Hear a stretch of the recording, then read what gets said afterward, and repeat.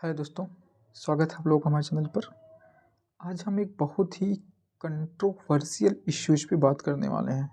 नहीं मतलब बहुत ही विवादित मुद्दे पर बात करने वाले हैं। आगे बढ़ने से पहले आप अपना सामाजिक और व्यक्तिगत यानी सोशल एंड पर्सनल रिस्पॉन्सिबिलिटी को निभाइए और इस चैनल को सब्सक्राइब करें, वीडियो को लाइक करें, अपने दोस्तों के साथ शेयर करें, जिससे हमारे इस परिवार का, हमारी इस मुहिम का विस्तार हो सके। आइए बिना देरी के शुरू करते हैं। आप एक सिचुएशन को एज्यूम करिए कि आपकी तबीयत ख़राब है और आप एक हॉस्पिटल में जाते हैं। फिर आप वहाँ पे डॉक्टर को दिखाते हैं।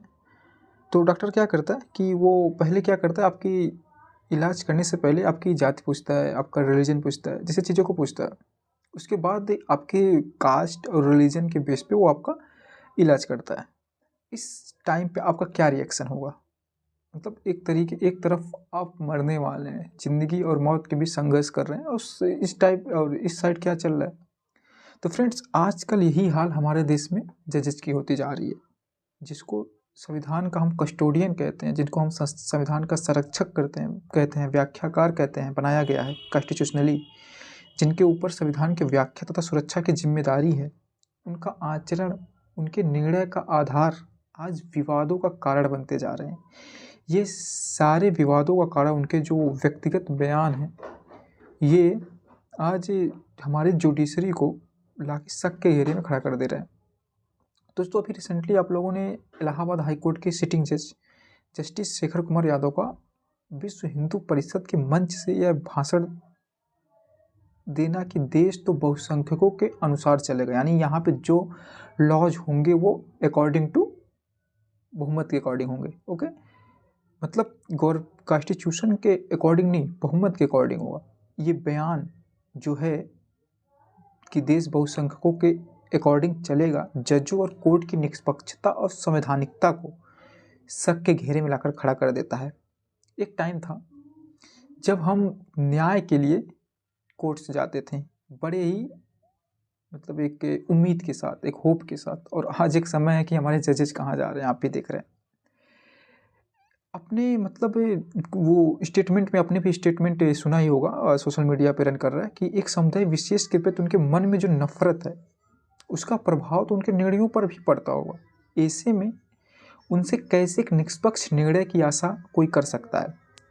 ओके, मतलब कल कोई एक बहुसंख्यक समाज का व्यक्ति मर्डर कर देता है और फिर बहुसंख्यक समाज के लोग उसके पक्ष में खड़े हो जाते हैं, तो फिर इनका बयान क्या होगा? ये तो सोचेंगे कि फिर भाई ये तो सही है, बिकॉज बहुसंख्यक लोग उसको समर्थन कर रहे हैं। मतलब क्या सोचा, ऐसे देश चलना चाहिए हमारा? ऐसे हमारा देश चलेगा? एक समय जो हमारे देश की फिजा थी, जहाँ हम खुशियाँ छोड़ो गम मिल बांट कर रहते थे, और आज है कि हम किसी से खुशियाँ भी नहीं बांट सकते हैं। मतलब ये आज हाल हो गया है मेरे देश का। आजकल हमारे देश में जजों द्वारा जिस स्पीड से राजनीतिक दलों को ज्वाइन किया जा रहा है, उससे तो एक दिन ऐसा होगा कि जो कोर्ट्स होंगे वो राजनीतिक दलों के सम्मेलन के अड्डा बन जाएंगे। इन कोर्ट्स में क्या होगा, जो पॉलिटिकल पार्टीज हैं वो आके वहाँ पे अपना सम्मेलन करेंगे। ओके, तो ऐसा हो जाएगा, चर्चा का मंच हो जाएगा पॉलिटिकल पार्टीज के लिए।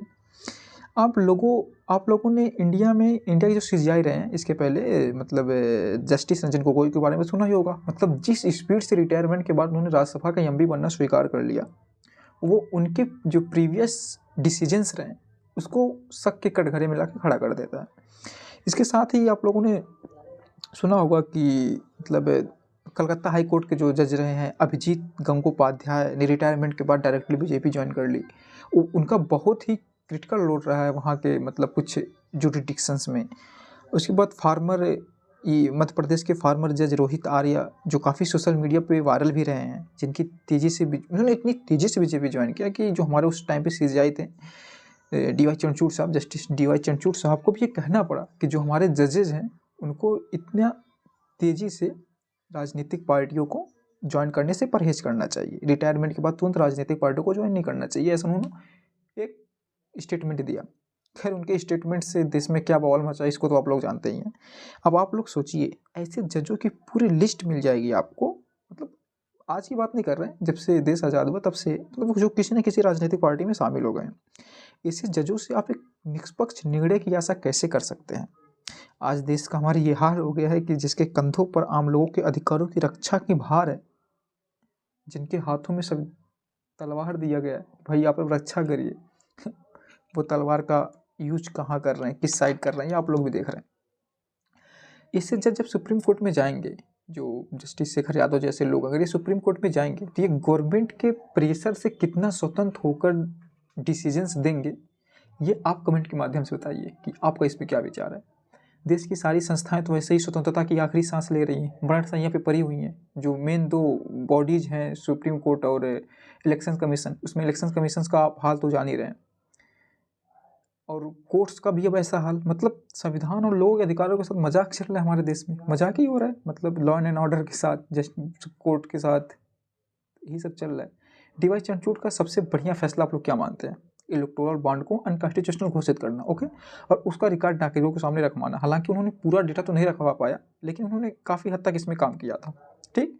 लेकिन इसके बाद बताइए, जो डेटा रिलीज हुआ, उस डेटा के रिलीज होने के बाद जो ये आए कि बहुत सी कंपनियां जो थी वो प्रेशर में आके गवर्नमेंट को चंदा दी, और बहुत सी कंपनियों को चंदा देने के बाद धंधा मिला, कॉन्ट्रैक्ट मिला, उसका कोई जांच हुआ, उस पर कोई जेपीसी बनी?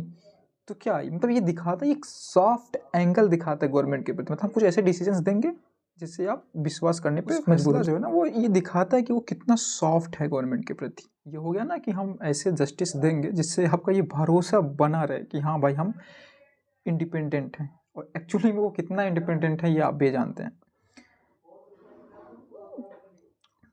सरकार के प्रति ये एक सॉफ्ट पर्सपेक्टिव को दर्शाता है, ये आप भी जानते हैं। न्याय सिर्फ ना जो जस्टिस है, ये नहीं होता कि सिर्फ जस्टिस होना ही चाहिए, नहीं, जस्टिस नज़र आना चाहिए, ये एक्चुअली जस्टिस है, ओके फ्रेंड्स। आज भारत में सुप्रीम कोर्ट्स और लॉयर जो कोर्ट्स हैं, उनके जजों को लेके आपके व्यूज क्या हैं, वो आप कमेंट के माध्यम से हमें ज़रूर बताएं, और वीडियो को लाइक शेयर सब्सक्राइब करना ना भूलें। ये आपकी रिस्पॉन्सिबिलिटी है कि जो हमारी मुहिम है, मतलब जो आज जितना तेज़ी से जो हमारी संस्थाएं, उनका राजनीतिकरण हो रहा है, और जो संस्थाएं बची हुई हैं उनका भी इतना तेज़ी से राजनीतिकरण हो रहा है। लाइक सुप्रीम कोर्ट से जो कोर्ट्स हैं जिनको इंडिपेंडेंट घोषित किया गया हमारे मतलब कॉन्स्टिट्यूशन में, उनका इतना तेज़ी से राजनीतिकरण हो रहा है और राजनीतिक दबाव से मुक्त नहीं हो पा रही हैं।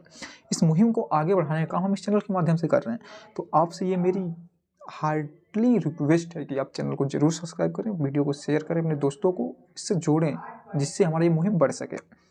तो इन सारे मुद्दों पे आपका क्या विचार है वो आप ज़रूर शेयर करें।